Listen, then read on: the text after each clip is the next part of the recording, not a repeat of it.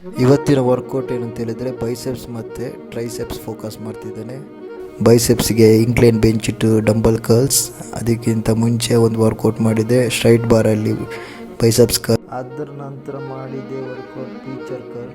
ಇದು ನನ್ನ one of the favourite workout biceps curls.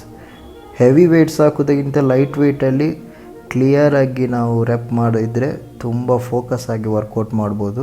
Biceps workout ಮುಗಿದ ನಂತರ ನಾನು ನೆಕ್ಸ್ಟ್ ಮಾಡಿದ್ದೆ ಟ್ರೈಸೆಪ್ಸ್ ವರ್ಕೌಟ್. ಇದರಲ್ಲಿ ಲೋ ವೆಯ್ಟಲ್ಲಿ ಕಿಕ್ ಬ್ಯಾಕ್ ವರ್ಕೌಟ್ ಟ್ರೈಸೆಪ್ಸಿಗೆ. ಇದು ಮಾತ್ರ ಸೂಪರಾಗಿ ಪಂಪ್ ಆಗ್ತದೆ ನಿಮ್ಮ ಟ್ರೈಸೆಪ್ಸ್. ಈ ವರ್ಕೌಟ್ ಆದಮೇಲೆ ಸ್ವಲ್ಪ ಮಿರರ್ ಹತ್ರ ಸ್ವಲ್ಪ ಫೋಸಿಂಗ್ಸ್ ಮಾಡಿದೆ, ಸ್ವಲ್ಪ ಲೈಟಾಗಿ ಪಂಪ್ ಆಗಿತ್ತು. ಅದಾದಮೇಲೆ ನಾನು ವರ್ಕೌಟ್ ಯಾವ್ದು ಮಾಡಿದೆ ಅಂತ ಹೇಳಿದರೆ ರೋಪ್ ಹಾಕಿ ಫೋರ್ ಹೆಡ್ಡಿಂದ ಟ್ರೈಸೆಪ್ಸ್ಗೆ.